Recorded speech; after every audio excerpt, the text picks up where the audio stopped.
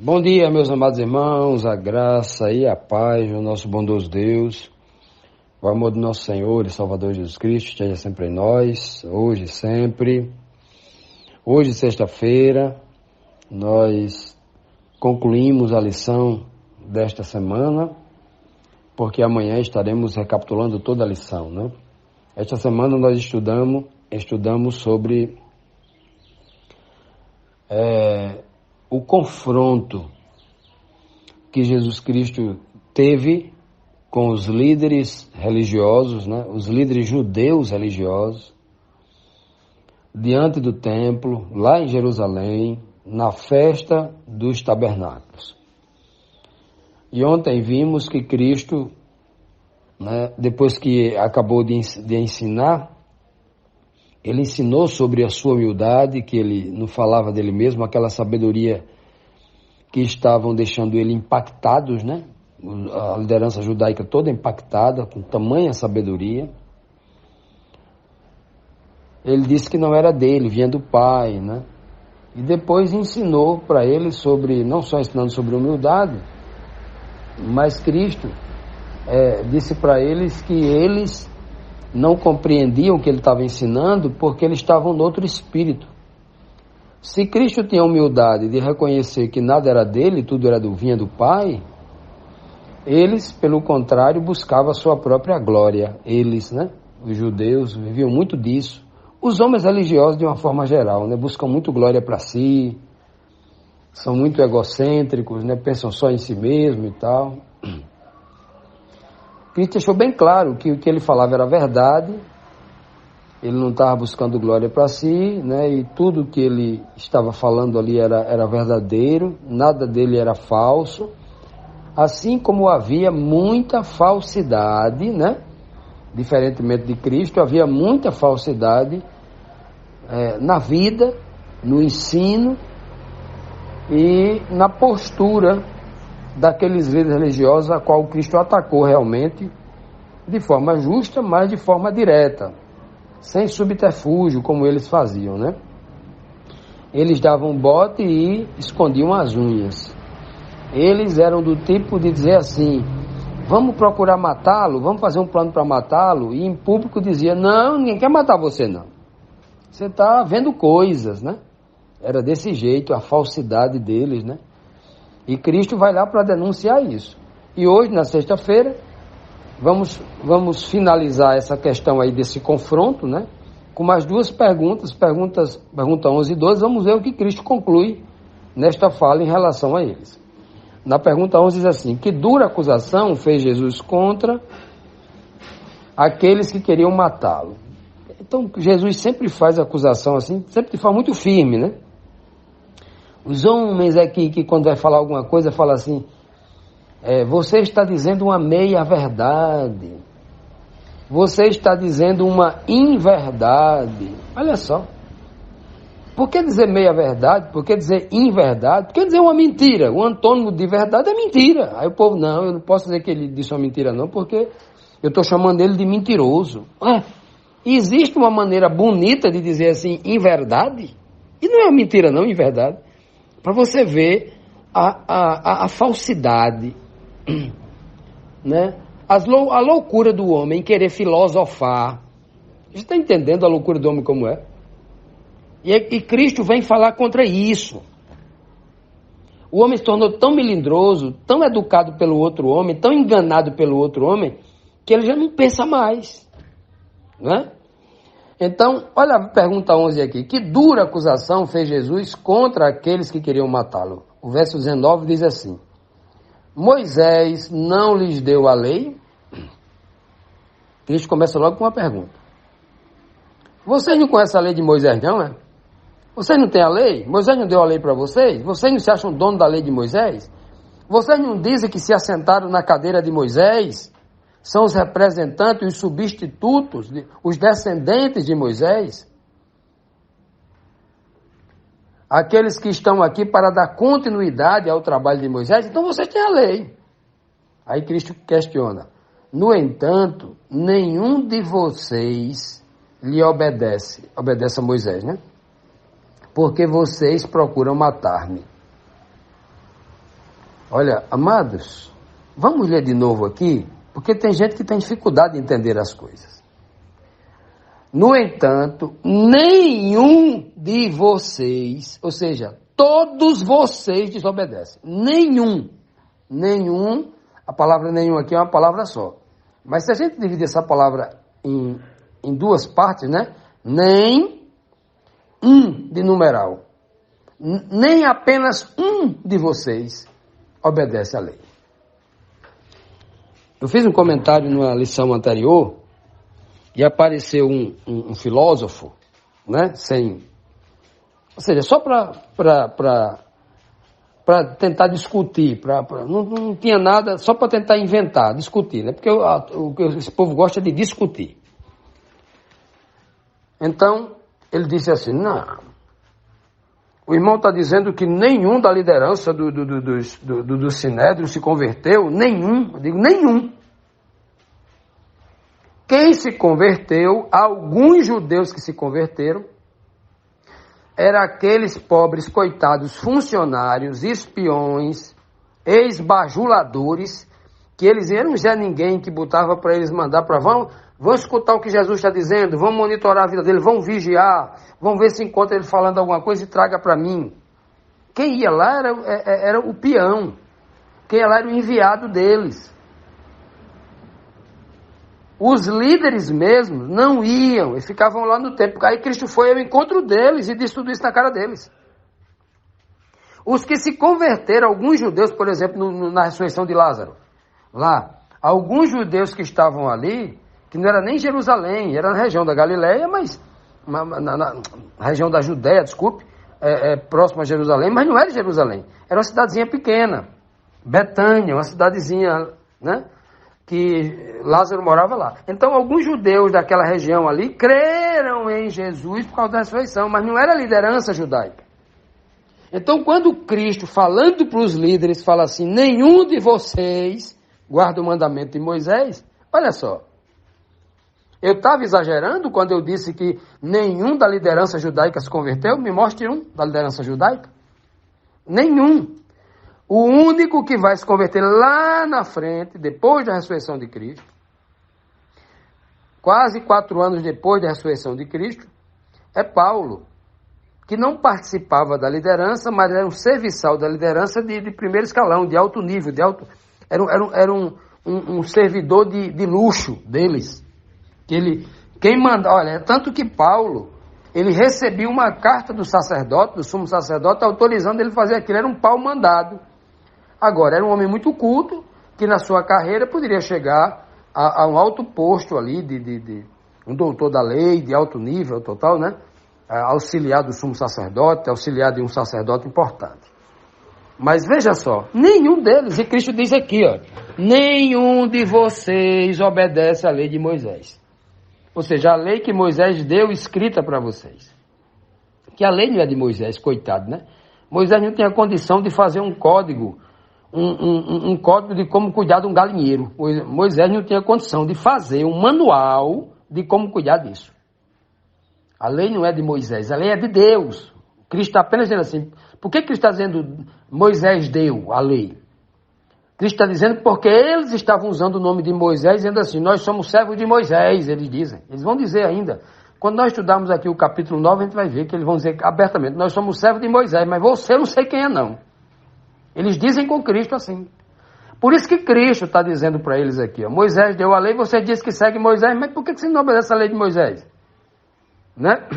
O que é que diz um mandamento simples, objetivo? Não matarás, a lei diz lá, não matarás. Por que é que vocês estão procurando me matar? Cristo está ali acusando eles, diante de todo mundo, que eles são um verdadeiro projeto de assassinos. Eles matador de irmão, é o que eles eram. Cristo está dizendo, e Cristo estava equivocado? Muitos ali sabiam disso, eles sabiam, a população, coitada, a população cega não sabia disso não, coitada, a população acredita em tudo, botou um recado na mídia, o sacerdote sabe disso, o sacerdote diante das pessoas se faz de vítima, né, de vítima, trata muito bem aqueles que pagam a ele, E basta ele se fazer de vítima, que está sendo perseguido, tal, aí ele inverte a situação, ele passa a ser a vítima e o agressor passa a ser Cristo. Então era muito fácil manipular a mente das pessoas, porque sempre foi fácil manipular a mente de pessoas. Por quê? Porque as pessoas não têm coragem de ir sozinho para a Bíblia e entender o que ela diz. Sempre foi assim. E aqui, eles, tendo esse poder de manipular, Cristo vai dizer, vocês estão procurando me matar. E o que é que eles vão responder? Vamos perguntar aqui, vamos ver na próxima pergunta, pergunta 12. Continuando aqui, amados, vamos aqui para a pergunta 12, dando continuidade aqui ao raciocínio da pergunta anterior. Diz assim, que disse a multidão que acabara de ficar admirada com tanta sabedoria de alguém que não havia aprendido com a liderança judaica, com os doutores da lei, com os homens do sinédrio, com os grandes homens da teologia daqueles dias, né? O que foi que disse a multidão? O verso 20 diz assim, a multidão disse, você está endemoniado. Respondeu a multidão, quem está procurando lhe matar? Né? Matá-lo. Aí eu pergunto, meus amados irmãos, a multidão realmente disse isso? A multidão agora pensava por si só? Ou a multidão está dizendo isso influenciado pelo falso protesto dos líderes religiosos, que diante daquela acusação, Cristo estava desvendando o plano deles, né? Se nós estudarmos direitinho, desde o final do capítulo 3, né, capítulo 4 ali, até os irmãos de Jesus lá na Galileia, não sei quantos quilômetros, uma distância absurda lá de Jerusalém, lá perto da Síria, lá em cima, uma distância, não sei quantos dias de viagem para chegar lá. E aí, os irmãos de Jesus diziam assim, ei, por que tu não vai lá para Jerusalém? Porque estão procurando te matar. Os discípulos de Cristo diziam bem assim, rapaz, ele já está querendo que a gente volte para lá de novo, não foi dito lá que estão querendo nos matar? Olha, se nós lermos do capítulo 3 em diante, até chegar agora no capítulo 7, a gente vai ler umas 5 vezes pessoas sabendo que eles queriam matar Jesus. Aí essa multidão agora, a multidão inteira, que estava ali, admirados com a festa, que não conhecia Jesus, né, como os discípulos conheciam Jesus, não conhecia Jesus no sentido, conhecer no sentido, não de reconhecer a silhueta, mas conhecer a pessoa, né, o seu caráter, não conheciam. Essa multidão influenciada, era festa dos tabernáculos. Como é que esses líderes estavam na frente? Estava todo mundo reunido na frente do templo, estava todo mundo bem vestido, com as vestes paramentais, que é a coisa mais linda do mundo, do estado de sacerdote. Todo mundo bem vestido. Era aquela fila. Sabe essas igrejas falsas, protestantes que tem por aí? Que você vai num culto de domingo numa igreja, o pastor coloca 150 cadeiras na frente, tem mais pastor, tem mais cacique do que índio ali na frente, né? Um monte de cadeira, homem honrando homem, né? Ali, não sei quantos, ali muitos vão ali só para dormir. Um monte de velho cansado que vai só para dormir. Bota ali, ó, uns 10, 20 cadeiras ali na frente ali. Às vezes tem 2, 3 membros na igreja sentados, mas tem 10, 12 cadeiras que ele bota para encher de pastores ali. Porque o negócio dele é honrar homens. Essas igrejas querem honrar os homens. Né? É a perda de tempo deles, são tudo cego. Igual de antigamente, são guias de cego. Então, para eles o culto só presta se recebeu na igreja dele a visita do pastor A, pastor B, pastor C, tem que ter mais uns 10 missionários, tem que ter mais uns 50 cantores ali. Para realmente dizer, o culto foi bom ontem, né? Porque esse povo cegado, esses homens cheios de demônios, eles são assim. Eles querem dar glória aos homens.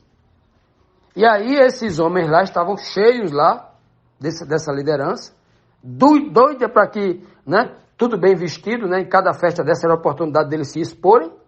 A população o povo vinha de todo tipo de região, e aí vinha admirar quem? Que estava acostumado a fazer isso durante anos, né? A tradição religiosa vinha apresentando isso como verdade, como coisa de Deus, como coisa que Deus agrada a Deus, como coisa aprovada por Deus.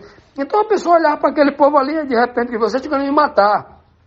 Vocês estão querendo me matar, Jesus diz, né? Aí um daqueles líderes baixa a cabeça assim, triste, né? Faz aquele gesto corporal assim. Homem, como é que esse homem... Quem está querendo matar esse homem? Estamos aqui numa festa, adorando a Deus, somos servos de Deus.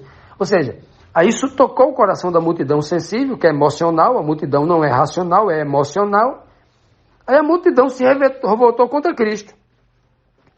Quem é que está procurando te matar aqui? Não estou vendo ninguém com arma na mão, não estou vendo ninguém do Sinédrio querendo matar você. Está todo mundo aqui querendo orar, está todo mundo aqui querendo ouvir uma palavra, está todo mundo aqui esperando o sacrifício do templo, né? E você dizendo, falando em matar... Olha, Cristo estava ali mostrando a verdade. Né? Mostrando a verdade, mas a multidão, a população não estava preparada para ouvir a verdade. Como muitas vezes, quando eu gravo um áudio aqui, denunciando o pecado dessa liderança religiosa que está aí hoje aí, os líderes os membros que escutam os nossos áudios, ficam revoltados porque não conhecem. Eles não aceitam porque é como se eu estivesse falando mal do pastor deles ou alguma coisa assim, mas eles não conseguem enxergar a verdade. Não é difícil, meus amados irmãos, a posição de Cristo? Todos aqueles que querem ser como Cristo, que querem viver como Cristo, passarão, experimentarão essas mesmas coisas. A multidão, a população que se diz cristã, dos religiosos, não estão preparados para ouvir a verdade. E essa multidão facilmente manipulável, né? Realmente é uma questão muito... É um povo muito fácil de ser manipulado por esses líderes. Agora, quando nós dizemos isso, que o povo facilmente é manipulado para acreditar no que eles querem, estamos aqui denegrindo a imagem do povo, estamos aqui falando mal contra o povo? Não, estamos pregando uma realidade. Primeiro, que um dia eu já estive do outro lado. Eu era facilmente manipulado por pensamento dos homens. Eu estou dando testemunho daquilo que eu conheço, né? Não estou diminuindo ninguém, porque se eu estivesse diminuindo, as pessoas estariam diminuindo primeiro a mim, que já estive nessa posição, né? Que era facilmente manipulado. Eu posso ser manipulado hoje? Posso, mas já não é tão fácil como antigamente. Eu sou a prova de manipulação? Não vou ser prepotente não, eu sou humilde. A gente tem que ser humilde como Cristo. Mas nós temos que ter a consciência que a gente tem que ir para a Bíblia, diretamente para a palavra de Deus, diretamente na única fonte que nós vamos encontrar toda a verdade, dada por Deus, através de Cristo aos profetas e aos apóstolos, para que nós tenhamos essa verdade, para que com ela nos vacinemos desses enganos e dessas manipulações. Entendendo claramente isso aqui, olha. Claramente a multidão aqui está sendo influenciada pela liderança contra quem Cristo está falando. Cristo não está falando aqui com aquele povo, com todo aquele povo que estava ali, eram milhares de pessoas, centenas de milhares, que vinham de todas as regiões para a festa. Quem estava planejando matar Jesus era o Sinédrio. Então Cristo não está falando contra a multidão, está falando contra o Sinédrio. Mas quem é que responde aqui? É o Sinédrio ou a multidão? A multidão, que está sendo manipulada pelo Sinédrio. Se nós temos dificuldade de entender isso, basta olhar para a realidade de hoje. Não é assim sempre? Que o Senhor nos abençoe, que o Senhor nos desperte e abra os nossos olhos espirituais para enxergar essas verdades, para entender como as coisas funcionam. O homem ainda é o mesmo, o pecador ainda é o mesmo. Assim como Deus é o mesmo Deus misericordioso que está disposto a perdoar, abrir os nossos olhos para enxergarmos e entendermos as coisas deste mundo, o homem continua sendo o mesmo. O homem continua sendo o mesmo deficiente, o mesmo pecador, o mesmo injusto, carecendo do mesmo sangue de Cristo para o purificar, para o perdoar, para o justificar, né, em nome de Jesus.